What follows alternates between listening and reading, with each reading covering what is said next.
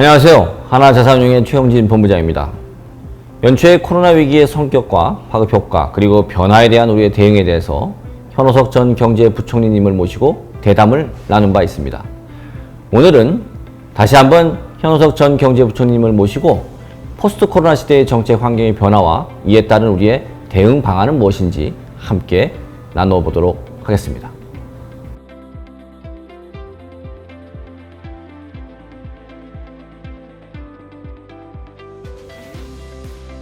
안녕하세요, 총리님. 안녕하십니까?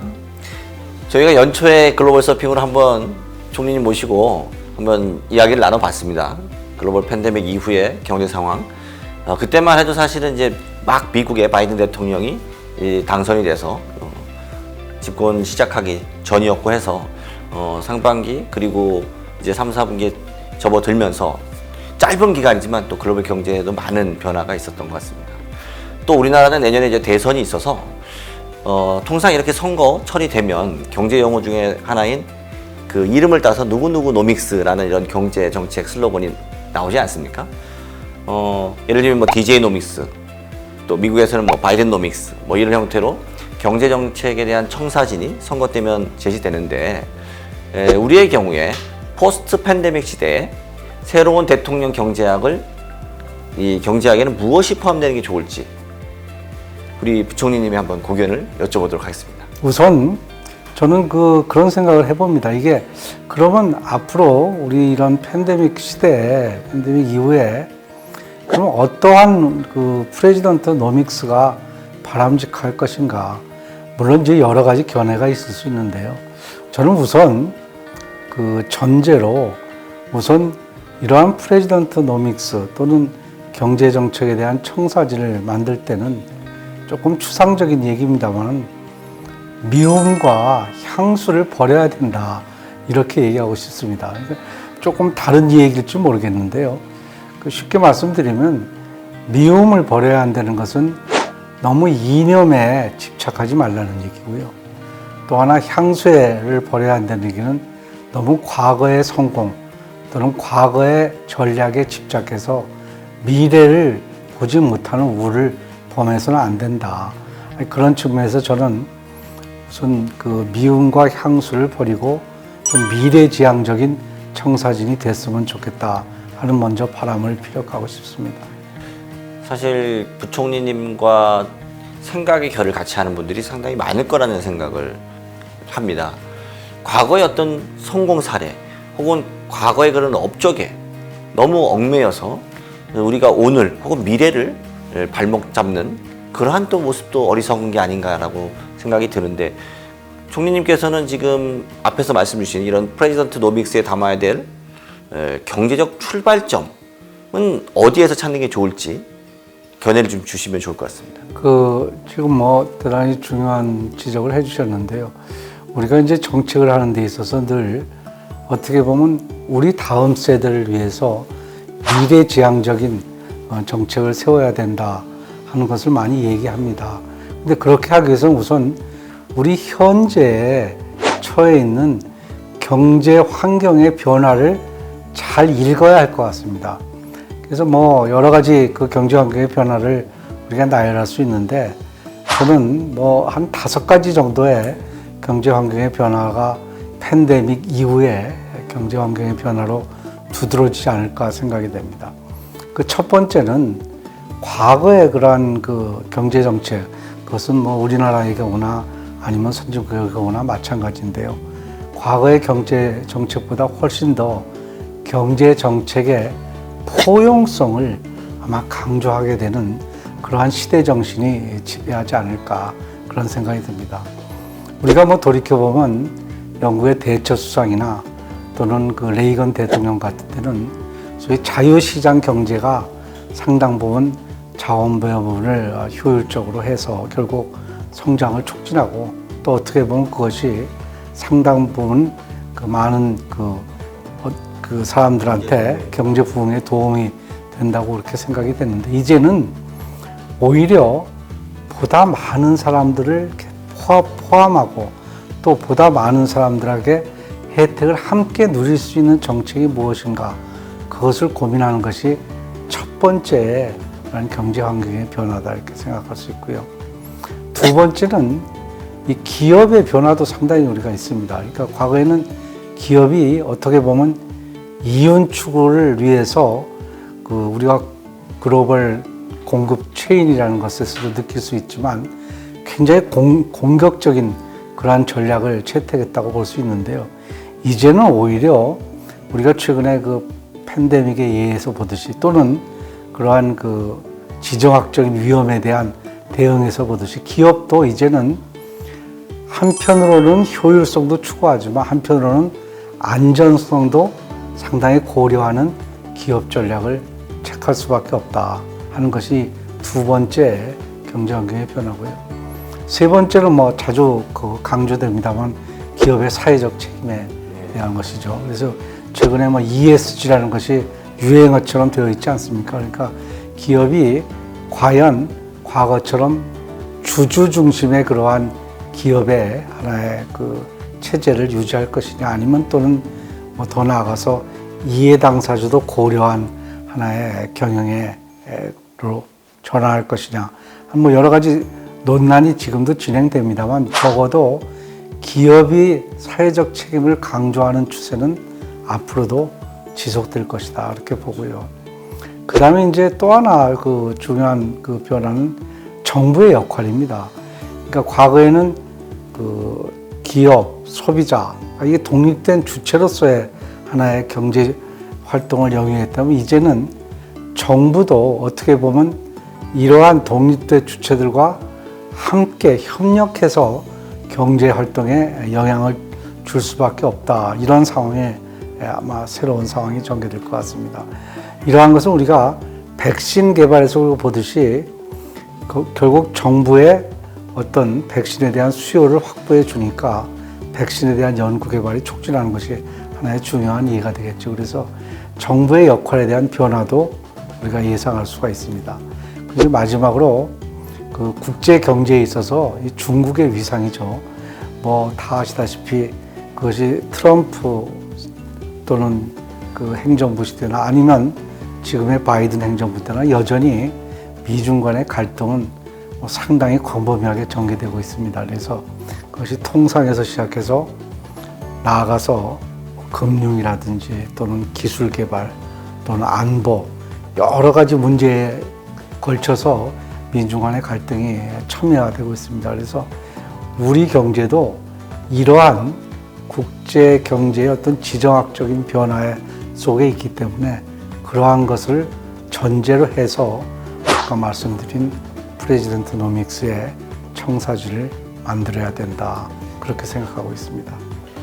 그 부총리님께서 지금 5가지 변화 흐름을 말씀을 주셨는데 상당 부분이 이제 이 자유민주주의 시장 경제 체제를 표방하고 있는 대한민국이나 이런 서방 민주국가에서 많은 부분에서 사실 이 포용적 경제라고 하는 함께 더불어 사는, 더불어 잘 살 수 있는 이런 부분들이 고려되지 않을 수 없는 그런 사회가 된 것 같아요. 특히 이제 코로나 팬데믹 이후에.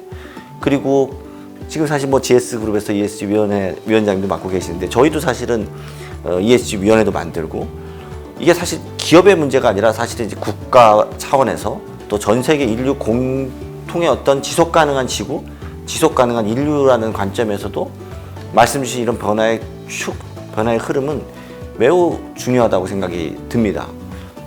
물론 또 중국의 부상, 또 국가의 역할들이 점점 좀 중요해지는 이런 현상들을 볼 때 우리 경제는 그러한 측면에서 프레젠트 노믹스의 어떠한 것들을 마련하는 것이 바람직한지 말씀 주시면 고맙겠습니다. 구체적인 그 어떤 하나하나의 경제 정책에 대한 이제 논의는 또는 뭐 다른 분들 또는 다른 기회에 우리가 논의할 기회가 있을 때라고 보는데 저는 오늘 큰 방향에서 이러한 프레지던트 노믹스가 갖추어야 할 하나의 두 가지 기둥이 있다고 생각합니다. 경제 정책에서. 그 하나는 혁신이고요. 또 하나는 형평이라 이렇게 생각합니다. 그래서 이 두 가지 기둥 하에 과연 어떠한 구체적인 정책을 담느냐를 고민해야 될 것 같습니다. 그래서 오늘은 아마 이 두 가지 큰 기둥에 대해서 제가 좀 언급하는 걸로 그렇게 하겠습니다.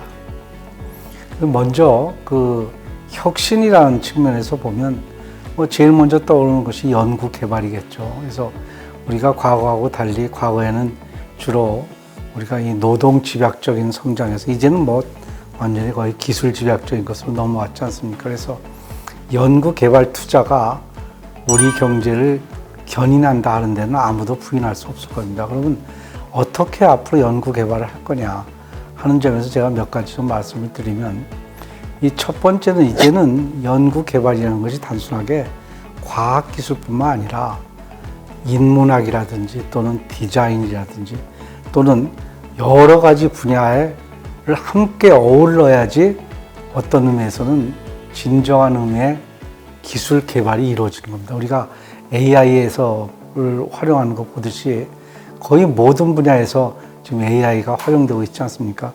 단순하게 제조뿐만 아니라 교육에서도 하고 또 심지어 문화 산업 여러 가지 분야에 AI가 그러한 역할을 하듯이 마찬가지로 지금 연구 개발도 이제는 단순하게 실험실에서 나오는 것이 아니라 그 아이디어를 여러 분야에서 결국은 집합해서 그것이 개발돼야 된다는 점을 지적하고 싶고요.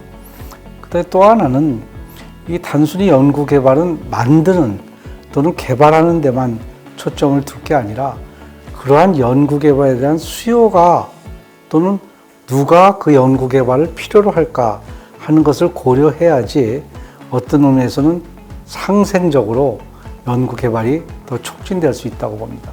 아주 쉬운 예가 최근에 그 미국에서 이런 백신 개발 같은 거 보면 그것은 결국 정부가 백신을 확보해 줬기 때문에 백신 개발이 더 촉진되는 거 아니겠습니까? 그래서 그런 의미에서 연구 개발에 있어서의 이런 정부의 역할도 새로운 시각에서 봐야 된다 하는 것이고요. 두 번째 그 연구 개발 관련해서 제가 좀 말씀드리고 싶은 것은 이제는 연구 개발이라는 것이 어떤 의미에서는 모든 분야에 대해서 다 이루어져야 되기 때문에 아마도 우리의 교육 체계 또는 우리의 기업의 경영 모든 분야가 이러한 연구 개발을 염두에 두고 재편돼야 된다.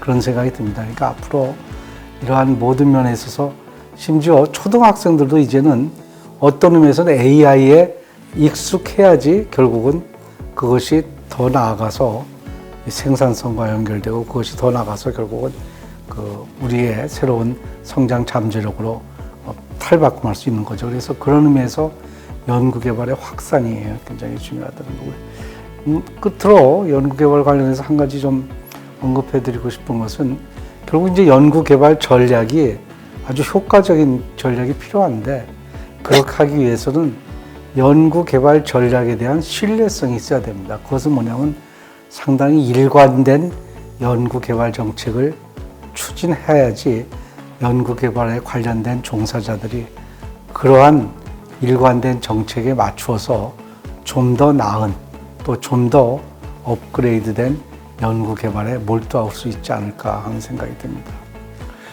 그 혁신과 형평이라는 말씀을 주시는 와중에 기본적으로 이제 혁신을 위해서는 어느 한 분야, 과학기술 한 분야가 아니라 좀 다양한 분야의 어떤 연결 그리고 그 안에서 이루어진 어떤 게 보면 통섭의 지혜 이런 것들을 좀 강조해 주신 것 같고 또 신뢰를 형성하기 위한 다양한 일관성과 형평성 이런 부분들에서 총리님께서 좀 강조를 해주신 것 같습니다.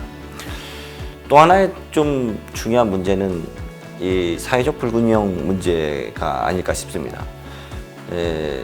또 부총리님께서도 지적해 주셨듯이 이 프레젠트 노믹스의 또 하나의 축이 또 형평이라고도 말씀을 주셨는데 구체적으로 이런 형평에 대한 문제를 어떻게 경제적 정책 방향에 담아내는 게 필요할까요?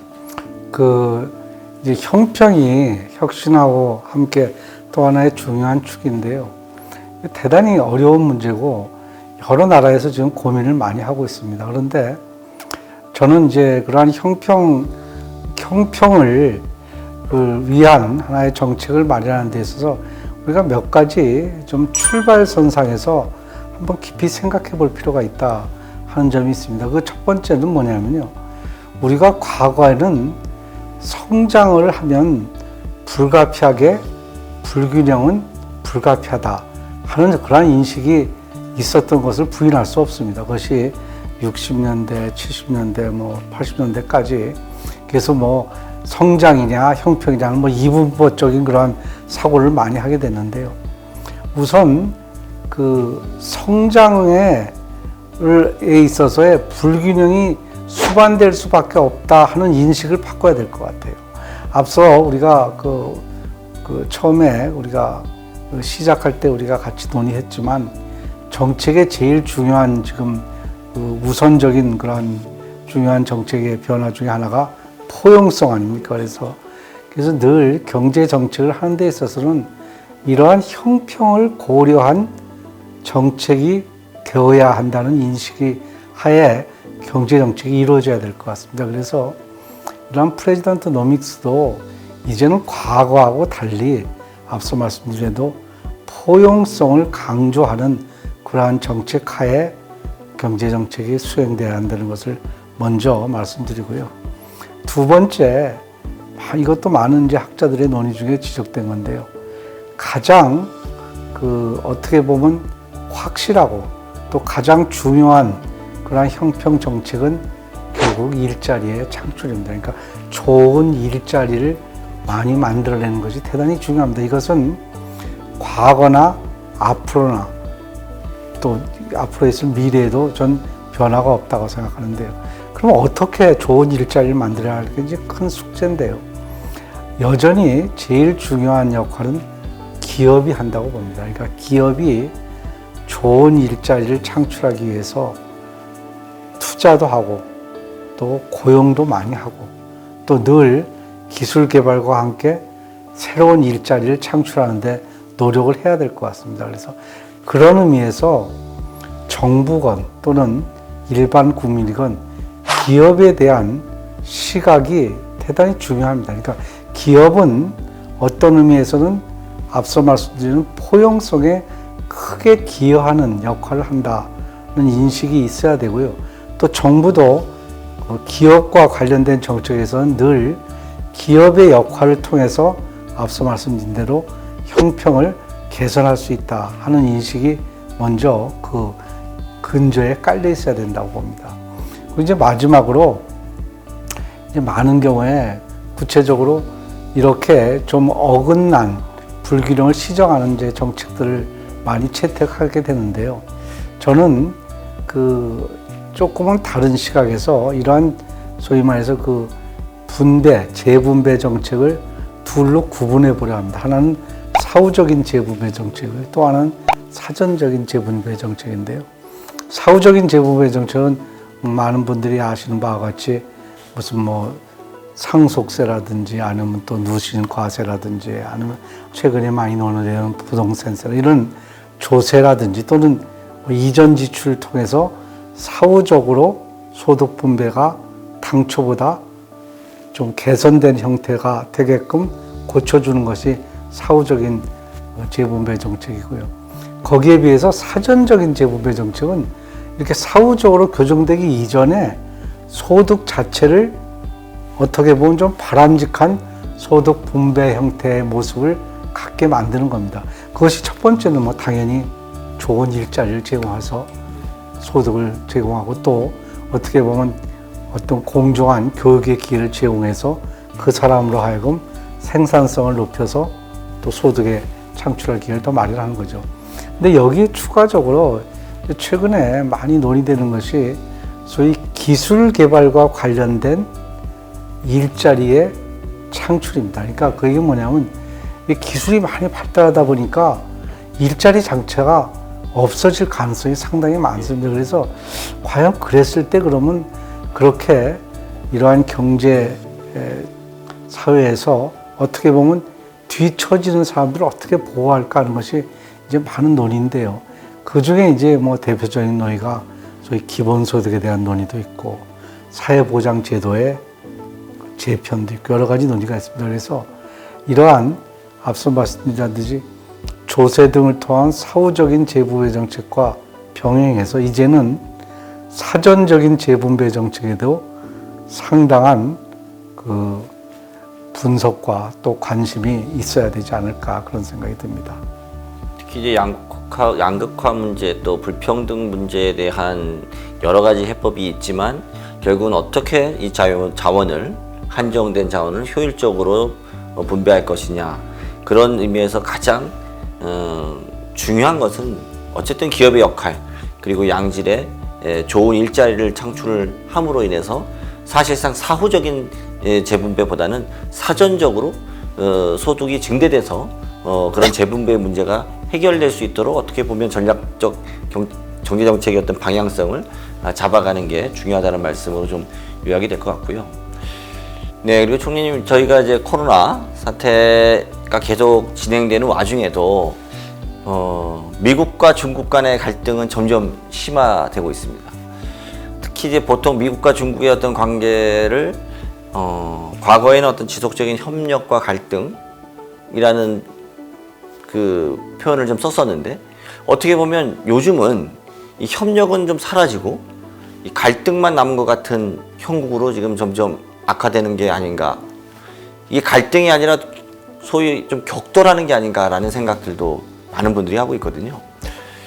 미국과 중국 모두 이제 국내에서는 심각한 과제에 직면하고 있고, 전통적인 의미에서는 뭐 정치, 외교, 안보 이런 측면에 머물러 있었지만 현재에서 보면 사실 경제, 통상 이런 부분에서도 첨예하게 부딪히고 있고, 더 나아가서는 사실 기술, 뭐 반도체도 마찬가지고, 그리고 뭐 이제는 국방 이런 안보적인 문제까지도 좀 첨예하게 대립이 되고 있어서 주변 국가들에게는 큰 부담이 되고 있습니다. 약간 양 진영에서 좀 줄 세우기를 하는 것 같기도 하고 얼라이언스를 구성하고자 하는 것 같고, 어떻게 보면 이러한 것들이 차기 이 정부 혹은 또 우리나라의 어떤 미래에 아주 큰 그 위협 요인과 걱정거리가 아닐 수 없는데, 총리님의 미중 패권 전략하에서의 어떤 전략 방향 그리고 어떻게 문제를 진단하고 계신지 의견을 여쭙고자 합니다.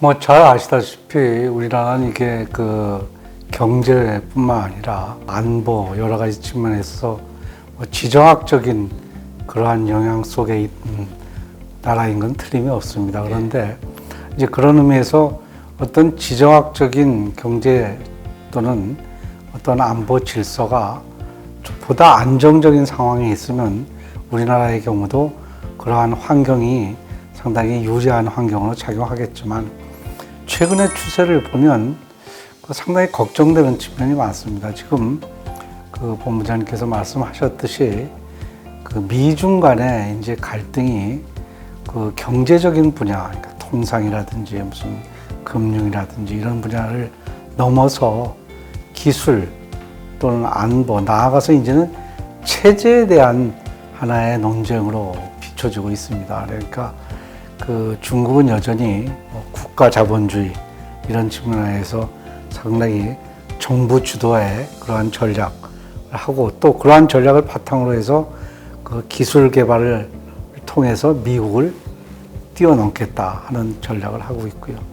그 또 미국의 입장에서 보면 과거 중국에 대해서 어떻게 보면 이러한 규범에 기반을 둔 하나의 질서 하에 중국을 그 묶으려고 했는 그런 시도가 특히 시진핑 그 이후에 완전히 이제는 그 무산됐다 이렇게 판단하는 것 같습니다. 그래서 오히려 그 시진핑 시대 하에서는 오히려 더 그 상당히 좀 그 억압적이고, 또 어떻게 보면 그 다른 나라에 대해서 간섭을 한다면, 예를 들어 우리가 홍콩의 예를 본다든지 또는 대만의 예를 본다든지 또는 그 대한민국의 예를 본다든지, 그래서 이런 그 첨예화된 그 상황에 있는 것이 사실입니다.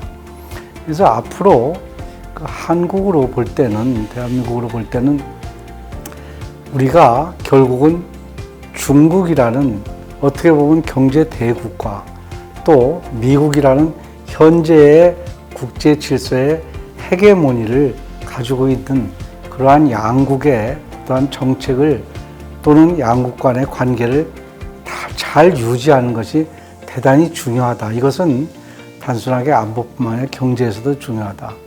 그럼 어떻게 해야 될 것이냐?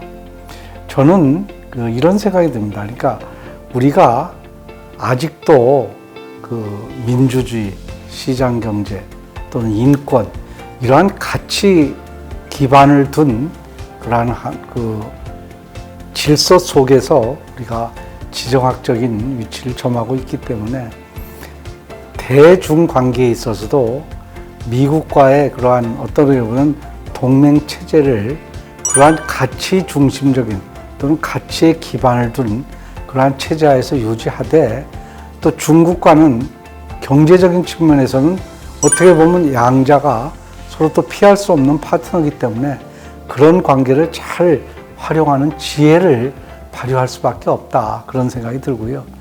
그런 의미에서 어떻게 보면 이제는 그러한 지정학적인 위험도 있고 또 우리가 팬데믹의 예를 봤듯이 어떤 측면에서 보면 하나의 그러한 의존 형태의 경제가 또 다른 형편에서 위험의 요소가 되기 때문에 그만큼 경제 분야에 있어서도 효율성도 중요하지만 어떤 안전성이 상당히 강조될 수밖에 없다. 그 얘기는 뭐냐면 좀 더 다변화하고 늘 안전장치를 감안한 어떤 기업 전략이 필요하다. 앞서에서 우리가 논의했듯이 단순하게 어떤 공격적인 측면도 필요하지만 기업으로 보면 예를 들면 글로벌 그러한 공급 체인에 있어서도 과연 그것이 붕괴됐을 때 어떠한 안전장치를 마련해야 될 거냐 하는 고민도 함께 해야 될 것 같습니다. 그래서 결론적으로 한편으로는 효율성을 추구하면서 지정학적인 그런 질서 속에서 어떻게 하는 것이 가장 우리 경제의 성장 잠재력을 높이는가를 고민하는 한편 또 한편은 늘 어떻게 하는 것이 안전판을 잘 유지할 수 있는가 하는 양쪽을 잘 어우르는 그러한 전략을 추구하는 것이 앞으로 있을 그러한 프레지던트 노믹스에도 담아야 될 것 같다. 그런 생각이 듭니다. 네, 사실 이제 말씀 주신 것들이 매우 중요하면서도 어떻게 보면 우리나라 입장에서 실제 정책을 만들고 집행하는 분들의 고뇌가 담겨질 수밖에 없지 않나라는 또 이해도 해봅니다. 끝으로 말씀 주신 이런 급변하는 글로벌 경제 환경 또 외교 안보 국방 환경 하에서 우리나라가 대외 경제 정책의 방향을 어떻게 설정하는 것이 바람직할지에 대한 말씀을 여쭈려고 하는데 특히 이번 이제 대선 국면이기도 하기 때문에 뭐 대선 후보들이나 그런 정책을 위반하는 사람들에게도 과거 국정에서 부총리님으로서 이 경제를 총괄하셨던 그런 경험과 식견을 기반해서 한번 조언이나 제언을 해주시면 좋을 것 같습니다. 늘 이 국제 경제 환경이 언제나 한 방향으로는 움직이지 않는 것 같습니다. 예를 들면 이제 중국의 역할을 살펴보더라도 과거에 2007년, 8년에 글로벌 금융 위기 때는 중국이 세계 경제 회복에 아주 주도적인 역할을 했거든요. 그럼 팬데믹 이후에 과연 비슷한 역할을 중국이 하느냐? 반드시 그런 것 같지는 않습니다. 왜냐하면 중국 자체 내부적으로도 그러한 팬데믹에 대한 대응 또는 어떻게 보면 과거처럼 글로벌라이제이션이라든 그러한 세계화보다는 어떻게 보면 국내적인 어떻게 보면 이러한 자급의 문제 또는 안전의 문제를 고려하기 때문에 최근에 중국의 정책을 보면 과거처럼 중국 스스로 상당한 부양책을 통해서 세계 경제에 보탬을 주기보다는 오히려 좀 안정성이나 측면에서 중국 스스로 대출을 규제한다든지 아니면 중국 스스로 부채를 어떻게 하면 안전하게 유지할까 그런데 좀 더 신경을 쓰고 있는 것처럼 보이기 때문에 그것은 뭐냐면 우리가 과거에 금융위기에 기대했던 것처럼 중국의 역할이 우리한테 반드시 플러스적으로 또는 비슷한 정도의 효과를 기대하기 어렵거든요. 그것은 뭐냐면 우리 스스로 이러한 변화되는 국제 경제 환경을 잘 읽어서 거기에 맞는 대응을 해야 될 것 같습니다. 그러니까 우리가 과거처럼 중국이 그러한 그 글로벌 금융위기 때처럼 커다란 수요의 진작초라고 판단하기보다는 이러한 중국의 어떤 변화를 잘 읽고 우리 스스로도 한편으로는 지금처럼 통상을 확대하되 또 한편으로는 앞서도 강조해 드렸듯이 어떤 안전판을 늘 마련하는 그러한 공급 전략도 고려를 해야 되고요. 이제 국내적으로 이 정책과 관련해서 한 가지 좀 언급하고 싶은 것은 이제 우리가 앞으로 이제 많은 정책들이 이제 또 고민하고 또 제안이 될 겁니다. 뭐 예를 들어서 청년 실업의 문제라든지 또는 부동산의 문제라든지 또는 최근에 나온 재정의 안정성 여러 가지 논제가 있겠습니다만 정책을 하는 데 있어서는 늘 어떤 그 선입적인 선언적인 그런 판단에서 정책을 하지 말고 늘 그 하나의 그 뭐라 그럴까요? 팩트 또는 하나의 그 검증된 그러한 증거에 입각한 정책이 대단히 중요하다. 뭐 흔히들 또 이 정부 정책을 비판하는 사람들의 입장에서 보면 정부가 먼저 정책을 정해놓고 거기에 맞는 증거를 찾는 도치된 그런 형태도 뭐 지적은 합니다만 저는 늘 정책하는 입장에서는 겸손하게 늘 정책의 효과에 대해서 그 검증을 해보고 그러한 정책 효과가 또 다른 정책하고 어떻게 연관이 되는 것인지 예를 들면 거시정책하고의 연관성 또는 앞서도 좀 여러 번 강조했지만 국제경제 또는 국제 질서의 하에서의 우리 정책의 하나의 그러한 그 흐름이 과연 그러한 전체적인 그 흐름과 일치하느냐 하는 것을 늘 따져가면서 정책을 마련하는 것이 바람직하다. 저는 뭐 상당히 그 여러분들이 뭐 여러 가지 정책을 하면서 고민을 하기 때문에 그런 측면에서 향후에 우리 정책에 대한 경제 정책에 있어서 그렇게 비관적인 견해를 가지고 있지는 않습니다. 오늘 우리 부처님 모시고 프레젠트 노믹스에 대한 주제를 가지고 한번 많은 얘기들을 좀 나눠봤습니다. 대한민국 현재 상황이 그리 녹록한 것 같지는 않습니다. 글로벌 팬데믹 이후로 나름대로 국민들의 어떤 적극적인 동참과 그리고 열성적인 어떤 인내로 팬데믹 이후에 어려움들을 이겨내고는 있습니다만 그 깊이와 기간이 길어짐으로 인해서 사실 많이들 지쳐가고 있는 것 같고요. 오늘 구체적으로 다루지는 않았지만 국가 부채의 어떤 급증, 또 가계 부채의 급증, 그리고 부동산 문제, 청년 실업의 문제, 자영업자들의 어떤 도탄의 문제, 그러면서도 대외적으로는 미중 패권 경쟁이 격화되면서 중간국 낀나로서의 우리나라의 대외 외교, 안보, 국방, 경제 정책의 어려움이 점점 더 격화되는 게 아닌가라는 생각도 들었습니다. 그럼에도 불구하고 오늘 부총님과 함께 얘기를 나누다 보니 우리가 슬기롭게 과거의 어떤 향수나 미움에서 벗어나서 미래지향적 프레젠트 노믹스를 건설하고 수립하고 국민적 동의와 합의 그리고 지지를 얻어낸다면 충분히 또 우리가 늘 그래왔듯이 희망찬 대한민국을 만들어갈 수 있지 않을까라는 생각도 들었습니다. 항상 저희 그 프라자 프로젝트 공부하면서 부처님께 많은 것들을 좀 공유받을 수 있어서 항상 즐거운 배움의 시간이었던 것 같습니다. 오늘도 이렇게 함께 해주셔서 대단히 감사합니다. 네, 감사합니다.